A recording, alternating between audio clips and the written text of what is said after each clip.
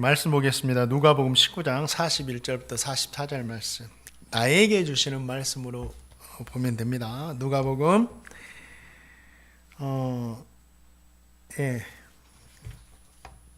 19장 41절에서 44절 말씀입니다. 우리가 4절 말씀인데요. 한 목소리로 같이 읽겠습니다. 시작. 가까이 오사 성을 보시고 우시며 이르시되 너도 오늘 평화에 관한 일을 알았더라 하면 좋을 뻔하였거니와 지금 내 눈에 숨겨졌도다. 날이 이를지라 내 원수들이 토둔을 쌓고 너를 둘러 사면으로 가두고 또 너희와 및 그 가운데 있는 내 자식들을 땅에 메어 치며 돌 하나도 돌 위에 남지 아니하리니 이는 내가 보살핌 받는 날을 알지 못함을 인함이니라 하시니라. 아멘.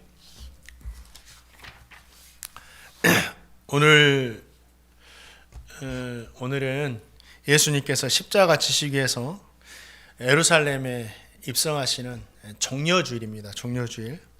예수님께서 예루살렘에 입성하시자 수많은 이스라엘 백성들이 두 가지 행동을 합니다.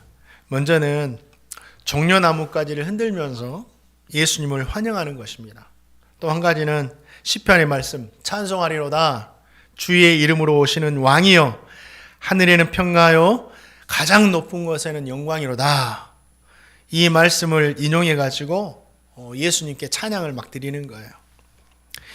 이 두 가지 행동에는 의미가 있습니다. 그냥 하는 행동이 아니라 종려나무 가지를 막 흔들고 옷을 펴가지고 땅에 이렇게 깔고 주님을 맞이하는 것은 왕에 대한 존경과 환영을 나타내는 거예요. 왕에 대한 존경과 환영을. 그리고 시편 말씀을 인용해서 예수님께 찬양을 돌려드렸잖아요. 이거는 메시아 대망 사상이 있는 찬양시인데 메시아를 기다리면서 불렀던 찬양시입니다. 그러니까 이스라엘 백성들은 예수님을 어떻게 환영하고 있어요? 자신들의 왕으로, 예수님이 보내주신 구원자로 이렇게 환영하면서 종려나무 가지를 흔들고 있는 겁니다. 이스라엘 백성들이 이 날이 오기만을 기다렸어요. 예수님 언제 오시나? 예수님 언제 오시나? 드디어 오셨다. 예수님 드디어 오셨다. 이제 우리를 구원해 주실 것이다. 그런데 그것이 영원 구원이 아니라 이제 로마도 물리쳐 주시겠다.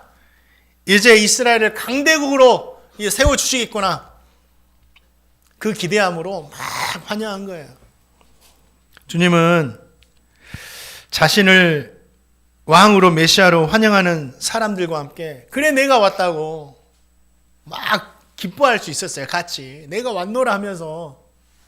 그런데 주님은 환영하는 사람들을 지나치십니다. 지나치셔가지고 예루살렘 성이 보이는 곳으로 가셨어요. 그리고 예루살렘 성을 바라보시고 뭐 하셨어요? 오늘 말씀 41절 보니까 우셨어요. 눈물을 흘리셨죠. 그런데 이 눈물이요, 예루살렘 성을 보면서 혼자서 조용히 흘리는 눈물이 아니었어요. 이 말씀을 원어적으로 보면 통곡하며 우시는 거예요. 막 통곡하면서 우시는 눈물이었어요. 왜 주님은 자신을 환영하는 엄청난 사람들을 지나쳐서 기뻐하지 않고, 그날은 충분히 기뻐할 수 있었거든요. 근데 기뻐하지 않고 통곡하며 오셨을까? 이 주님이 흘리신 눈물에는 어떤 의미가 담겨 있나? 이 눈물을 통해서 주님께서 우리에게 어떤 말씀을 주시고 있는가? 오늘 이 눈물의 의미를 살펴보면서 주님께서 우리에게 주시는 신앙의 교훈과 은혜였기를 소망합니다. 41절 말씀 한번 읽어보겠습니다. 41절 말씀 시작.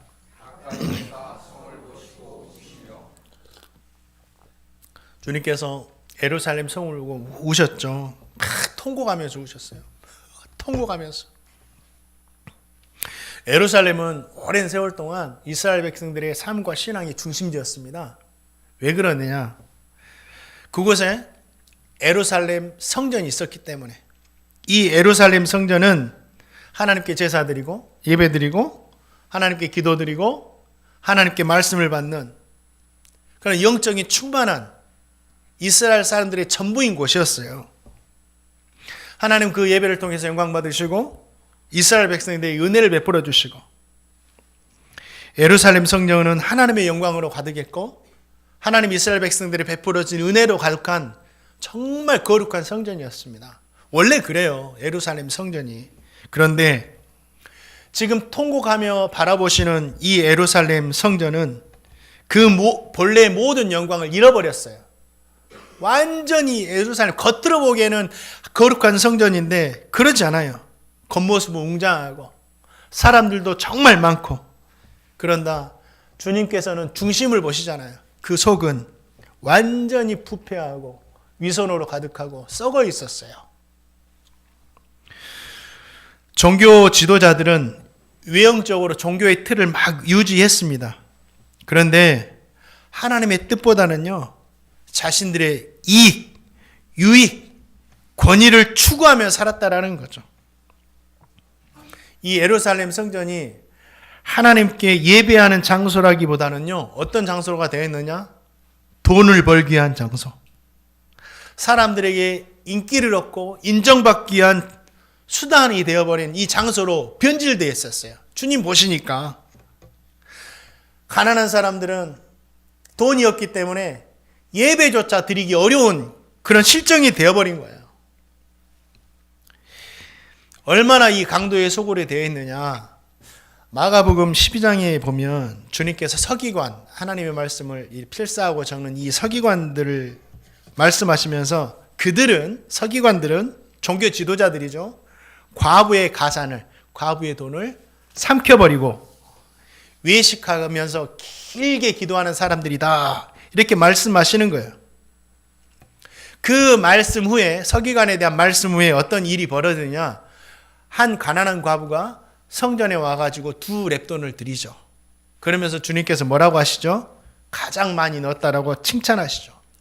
그 가난한 과부는 자신의 재산의 생활비 전부를 넣은 거예요.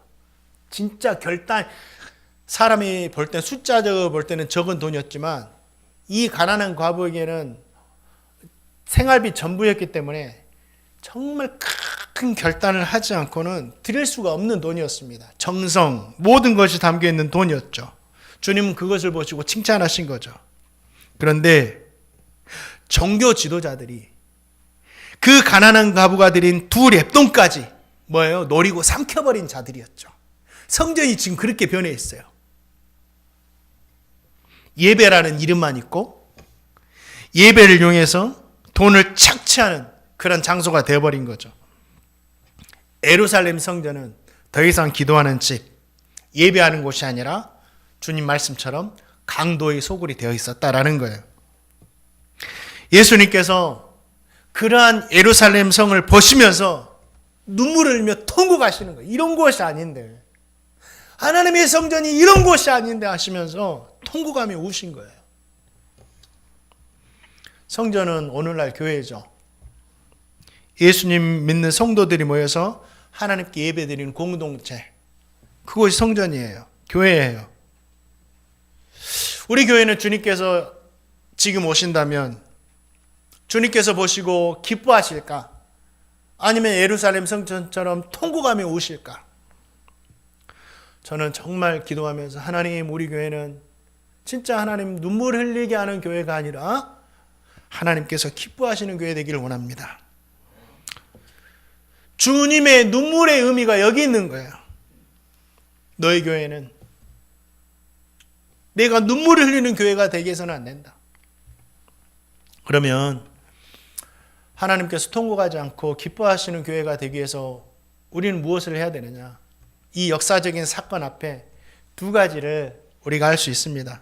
먼저는 우리가 눈에 보여지는 겉모습도 보이지 않는 속사람도 하나님, 주님 보실 때 기뻐하실 만한 모습이 돼야 돼요. 마음만 있으면 되지 뭐 겉모습이 뭐 중요하냐 이렇게 말씀하시는 분들도 있는데 아니에요. 겉모습도 중요해요. 겉모습도 진짜 중요합니다. 하나님 앞에 단정해야 돼요.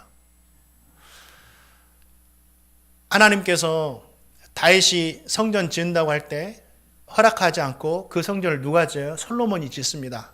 솔로몬이 성전 지을 때, 야, 내 마음이 너무 깊다. 네 마음대로 한번 지어. 마음이 얼마나 아름답냐. 네 마음대로 한번 지어봐라 하지 않으셨어요. 성전 지은다고 할 때 성전의 크기, 규모, 문, 그 안에 있는 시설, 모든 것을 하나부터 열까지 철저하게 알려주셨어요. 솔로몬이 그 말씀에 따라서요, 철저하게 지어졌을 때 하나님께서 기뻐하셨어요. 우리의 겉모습도 하나님께서 기뻐하시는 모습으로 세워져 가야 돼요. 말하는 거, 행동하는 거, 우리의 겉으로 드러나는 모든 모습도 하나님께서 기뻐하는 모습으로 만들어져야 됩니다.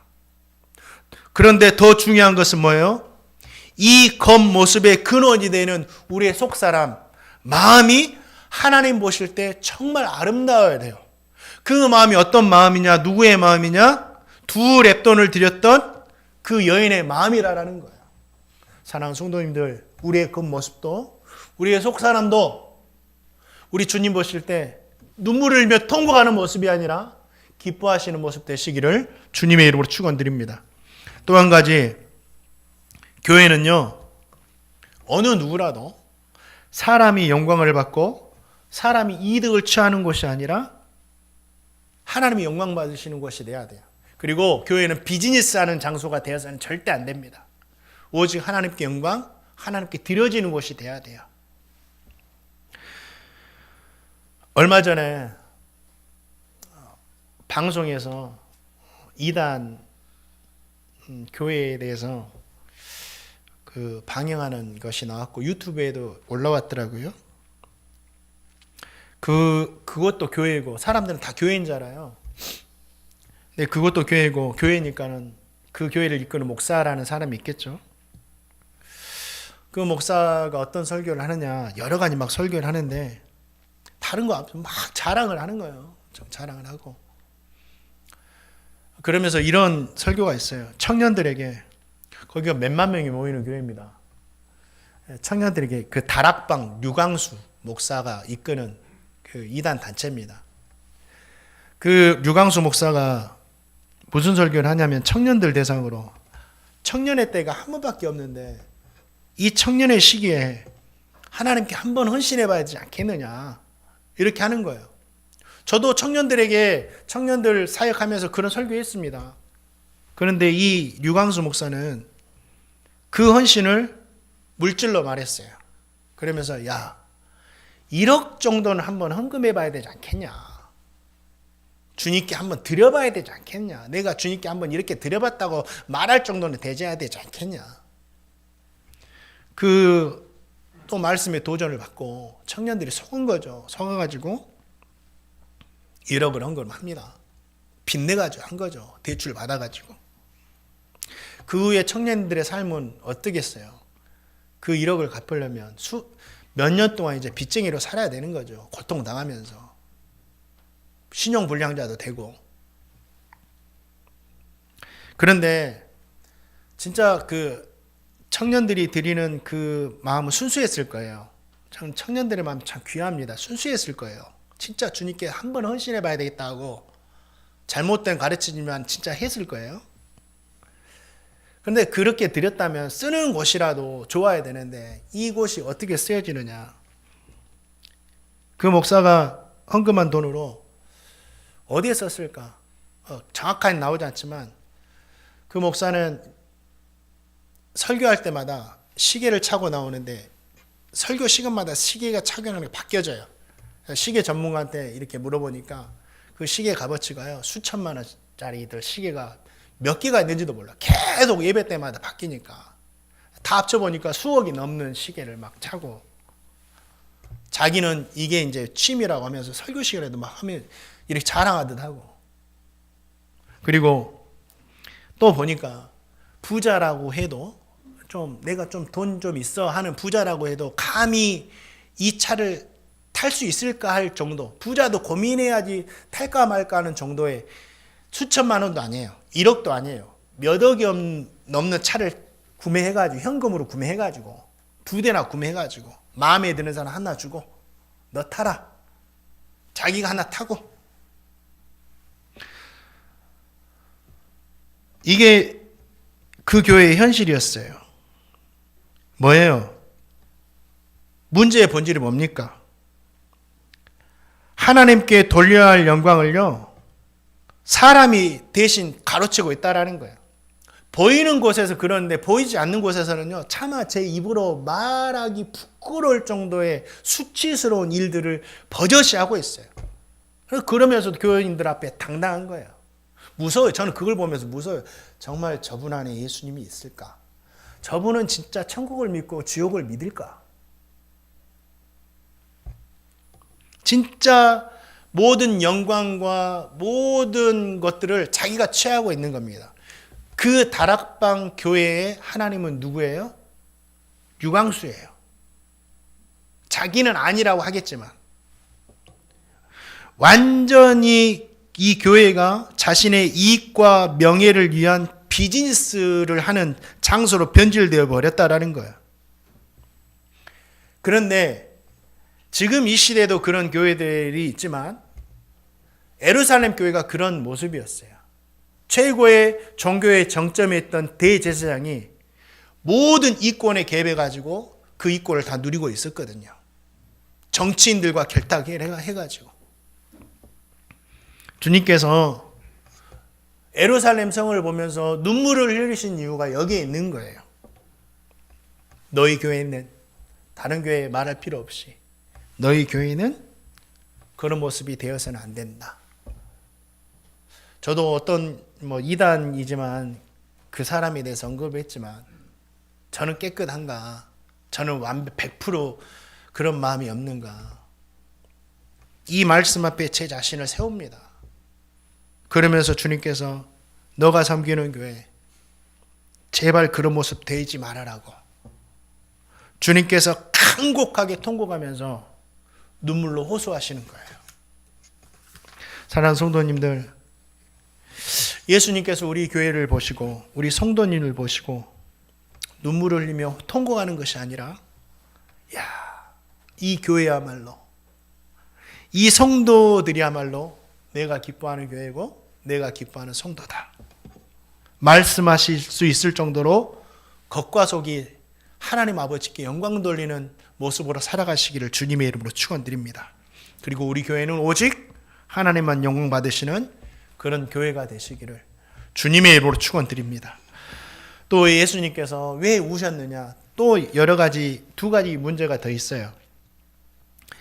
예수님께서 예루살렘에 입성하셨을 때는요, 6월절을 앞둔 기간이었어요. 일주일 전. 성전은요, 온 나라에서 몰려든 사람들로 가득했습니다. 정말 사람들이 발 디딜 틈이 없을 정도로 가득했어요. 이스라엘 각지에서 올라온 유대인들 뿐만 아니라 흩어져 사는 디아스포라 유대인들, 그러니까 외국에 나가서 흩어져 사는 유대인들을 말합니다. 그 유대인들, 이방인들, 하나님을 섬기는 이방인들, 제사장, 또 레인들, 성전을 가득 메우고 있었고 성전 주변에도 정말 많은 인파가 있었습니다. 제사 드리려고, 예배 드리려고. 당시 유대의 역사가 요세푸스가 또 현대 학자들이 뭐라고 하느냐, 6월절을 맞아서 예루살렘을 방문하는 사람들의 숫자는 최소 20만 명에서 최대 270만 명까지 되었을 것이다 라고 이렇게 기록을 했습니다. 이 엄청난 숫자의 사람들이 제사를 드렸고 제물을 바쳤고 성전에 헌금을 냈고 마당에는 소와 양과 비둘기를 사고 팔면서 막대한 이익이 성전 안에 들어왔어요. 이게 성전의 모습이에요. 오늘 저와 성도님의 시선으로 본다면 예루살렘 성전은요, 매우 성공한 교회였고 부흥하는 교회였습니다.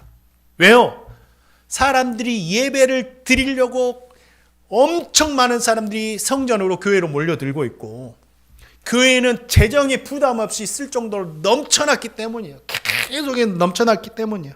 아마 오늘날 이런 교회가 있다면 부흥하는 교회라고, 그 부흥의 비결을 알고자 각 처에서 목사와 성도들이 막 몰려들었을 거예요. 진짜 부흥하는 교회니까. 그런데 예수님은 그러한 예루살렘의 성전을 보시고 기뻐하지 않으세요. 사람들은 기뻐했을 건데 뭐예요? 통곡하면서 우시는 거예요. 왜 우셨냐? 성전이 변질되어 버린 모습도 있지만 그렇게 많이 모여있는 사람들 가운데 예수님을 정확히 알아보는 사람들이 예수님께 하는 믿음을 가진 사람들이 없었기 때문이에요. 수없이 많은 사람들이 몰려들어도 예수님을 믿는 사람을 찾아볼 수가 없는 거예요. 예수 믿는 사람이 어디 갔냐? 그래서 통곡하며 오시는 거예요. 자, 그 말씀이 19장 42절 말씀이에요. 한번 같이 19장 42절 말씀, 누가복음 19장 42절 제가 읽어드릴게요. 이르시되 너도 오늘 평화에 관한 일을 알았더라면 좋을 뻔하였거니와 지금 내 눈에 숨겨졌도다. 예루살렘은 평화의 왕으로 오신 예수님을 알지를 못했어요. 예수님께서 죄인을 위해서 십자가를 지시고 하나님과 인간 사이에 평화를 이루시기 위해서 오셨다는 사실을 깨닫지 못했다라는 거예요. 그들은 단지 예수님을 정치적인 왕으로, 그냥 하나의 선지자로, 나라의 해방자로 바라봤을 뿐이지 자신들의 죄를 대속해가지고 구원해 주실, 진짜 하나님과 나 사이에 평화를 주실 그 메시아로 바라보지 못했다라는 거예요. 예수님께 대한 믿음이 없었어요. 그래서 주님께서 통곡하시는 거예요. 이 말씀은 오늘 저와 성도님에게 중요한 경고를 하는 말씀이에요. 아무리 교회에 수많은 사람들이 모이고 교회에 그 사람들로 인해서 엄청난 재정이 막 쏟아 부어질지라도 외적으로 부흥하게 보이고 외적으로 정말 교회가 성장하게 보일지라도 그 안에 예수님을 향한 참된 믿음이 없다면 주님은 기뻐하지 않으신다. 눈물을 흘리며 통곡하신다. 오히려 우리의 중심에 믿음이 있을 때 주님은 그곳에 사람들이 많이 모이지 않다 하더라도 그곳에 2렙돈을 드렸기 때문에 재정이 정말 쪼들려가지고 늘 숫자 세면서 어려운다 할지라도 주님은 슬퍼하지 않고 그 교회는 기뻐하실 거예요. 우리 주님은요, 무엇보다 가장 기뻐하시는 게 뭔지 아세요? 믿는 사람들, 예수님을 믿는 사람을 보고 기뻐하시는 거예요. 많은 사람을 보고 기뻐하시는 것이 아니라. 그래서 주님 뭐라고 하셨습니까? 죄인 하나가 회개하고 돌아오면 회개할 것 없는 의인 99을 인하여 얻는 기쁨보다 더한다라고 말씀하셨지 않습니까? 자, 누가복음 15장 7절 말씀 같이 한번 읽어봅니다. 누가복음 15장 7절 읽겠습니다. 시작. 내가 너에게 이르노니 그와 같이 죄인 한 사람이 회개하면 하늘에서는 회개할 것 없는 의인 99로 말미암아. 아멘. 의인 99명이 주님께 드리는 기쁨은요, 이루 말할 수 없는 기쁨이죠. 의인 99명이 늘 하나님과 함께하고 주님께 찬양 드리고 말씀에 순종하고 전도하고, 그러니까 그들로 인한 마음의 평안이 얼마나 크겠어요. 주님이 정말 크겠죠. 그런데 죄인 하나가 회개하고 돌아오는 그 순간의 기쁨은 그보다 더 큰 감격과 감동으로 주님의 마음을 가득 채워준다라는 거예요. 주님은요, 믿음 없이 많은 사람들이 모이는 것보다 믿음 있는 사람들을 보고 기뻐하시는 거예요. 사랑하는 성도님들, 우리 성도님들 지금 이 시간에 예배하고 계시지만 숫자로 앉아있으면 안 돼요. 내가 이 예배당을 채우는 숫자로 앉아있으면 안 됩니다. 박철 목사 얼마 불쌍하냐, 내가 숫자라도 채워야지, 그렇게 앉아있으면 절대 안 돼요.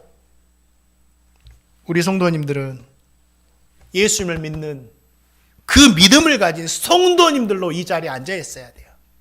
주님이 그 성도님들을 기뻐하시니까.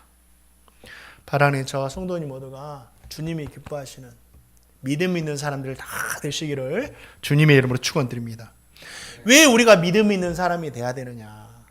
왜 주님은 믿음 있는 사람들을 기뻐하시고 믿음 없는 사람들을 보시고 통곡하며 우시는가? 그 말씀이 누가복음 19장 43절 44절 말씀이에요. 이거는 70년 후에 일어날, 앞으로 주님께서 말씀하신 후 약 40년 후에 일어날 일들에 대해서 예언하시는 거예요. 자, 주님은 그 믿음 없는 사람들의 미래를 보시고 막 우시는 거예요. 한번 43절과 44절 말씀 읽어보겠습니다. 시작.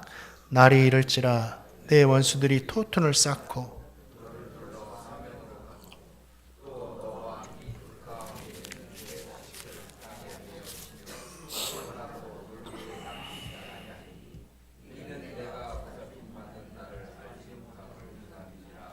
아멘. 예수님께서는 예루살렘 성을 바라보면서 그들의 현재의 모습뿐만 아니라 미래 머지않아 닥칠 그들의 비극을 보면서 막 눈물을 흘리시는 거예요. 지금은 평안롭게 보이고 사람들이 많이 모이고 막 잘 되는 것 같이 보이지만 믿음 없는 사람들에게 곧 다가올 끔찍한 멸망을 아셨기 때문에 주님 우시는 거예요. 우리가 읽었던 말씀이요, 주님께서 말씀하신 후에 40년이 지나서 그대로 이루어집니다. 실제로 주 70년 유대인들은 로마 제국에 맞서가지고 반란을 일으킵니다. 이게 유대 전쟁이라고도 하는데 로마는 이를 진압하기 위해서 티투스라는 디도 장군을 파견하죠. 디도 장군은 10개의 로마 정예군단을 이끌고 예루살렘을 포위합니다. 그럼 말씀대로 토tun을 넓게 쌓아요. 흙을 파가지고 성벽 높이만큼 그 둘레를 다 쌓아버렸어요. 그리고 철저하게 봉쇄합니다. 모든 출입을 차단합니다. 전쟁을 안 해요. 식량 공급 완전히 끊어져 버렸어요. 이 포위가 계속되자 성 안에 어떻게 됐어요? 먹을 것이 끊어지니까 굶주림, 공포가 막 찾아오는 거예요.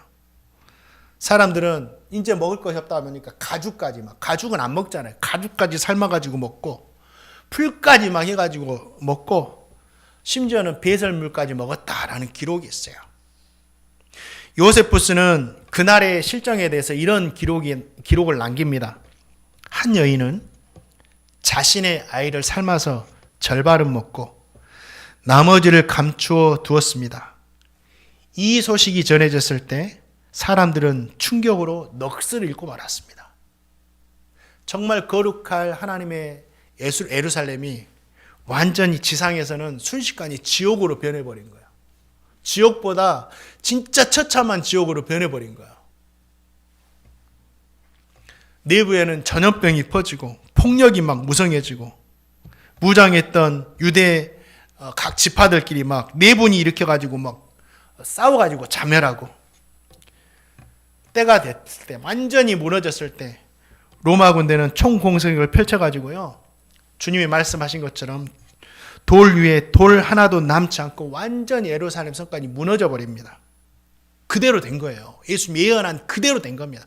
예수님의 말씀은 거짓이 없어요. 그대로 된 거예요. 거룩한 성전까지도 다 폐허가 된 거예요. 요세푸스는 이 전쟁에서 110만 명의 사람들이 죽었고 9만 7천 명의 사람들이 포로로 잡혀가게 됐다라고 기록하고 있어요.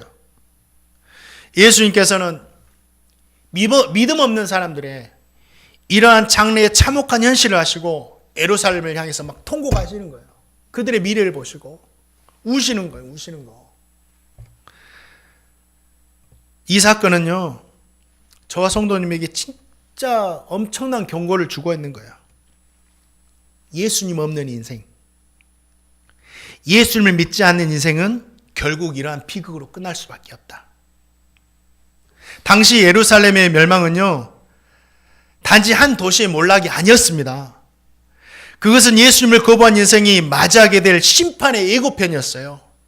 그리고 그 결말은 단순한 역사의 비극을 넘어가지고 영원한 심판, 지옥 형벌을 알려주고 있는 거예요. 40년이 지나서 예루살렘이 그 처참하게 무너졌듯이 주님께서 말씀하셨으니까 이루어졌잖아요. 예수 믿지 않는 자들의 마지막은 심판이 있어요. 그 말씀도요, 분명히 이루어집니다. 우리는 가볍게 여기면 안 돼요.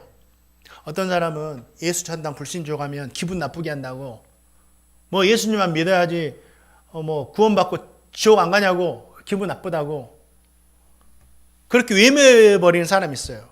자기를 협박하는 것처럼 느껴가지고. 그러나 주님께서는 협박하기 위해서, 예수 믿지 않으면 이렇게 된다라고 협박하기 위해서 이 말씀을 하시는 것이 아니에요. 이 말씀이 협박으로 들리는 사람은 정말 불행한 사람이에요. 주님 통곡하며 오시잖아. 너희들은 그렇게 되면 안 된다. 너희들은 지옥 가면 안 된다. 너희들은 멸망하면 안 된다라고 통곡하며 오시는 거예요. 이것이 우리를 살리기 위한 예수님의 사랑 어린 절규로 들려야 됩니다. 그 사람이 복된 사람이에요. 사랑하는 성도님들, 예수님께서 예루살렘과 그 안에 있는 사람들을 향해서 흘린 이 통곡의 눈물은 과거에만 머물러 있지 않아요. 지금도, 오늘날도 교회에는 다니지만 믿음 없이 다니는 사람들을 향해서 주님은 울고 계셔요. 얼마나 안타까워요. 신천지 사람들도 그 사람들을 안타까워하더라고요. 뭐라고 전도한 줄 알아요? 신천지 사람들이? 교회에 다니지만 잘못 믿고 있어가지고 불쌍하다고. 잘못된 거지만 진짜 혹시라도 그 사람들이 말한 것처럼 교회는 다니지만 믿음이 없어서 이스라엘 백성들처럼 멸망하는 사람이 있다면 얼마나 불행해요. 주님은 그 사람들을 보시고 우시는 거예요. 또 한 가지, 아직도 예수를 믿지 않고 있는 사람들을 보면서도 주님은 통곡하시는 거예요. 그들의 미래를 아시니까. 주님의 눈물은 우리에게 뭘 도전해 주느냐? 이제 우리가 그 눈물을 흘릴 차례다. 주님 부활 승천하셨고 이 사명을 우리에게 주신 거예요. 너희가 이제 믿지 않는 자들을 위해서 통곡의 눈물을 흘려야 된다.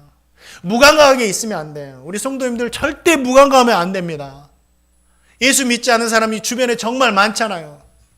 그들 보면 언제가 예수 믿겠지? 언제가 되겠지? 아니에요. 우리 가족들 중에도, 저도 우리 가족들 중에도 있어서 아침 저녁으로 기도해요. 주님, 제가 그들 가까이 있지 못하니까 주님, 그들 만나는 사람들 가운데 복음 전할 사람을 만나게 해주십시오. 기도하고, 주님, 제가 기회가 되면 저에게 용기와 담대함 주셔서 그들에게 복음을 전할 수 있도록 도와달라고 기도하고, 주님, 저 사람 예수님 믿게 해주십시오. 구원받은 인생이 되게 해주십시오 하고 기도하는 거예요. 우리가 그렇게 기도할 줄 알아야 됩니다. 아침 저녁으로. 언제까지 기도할 겁니까?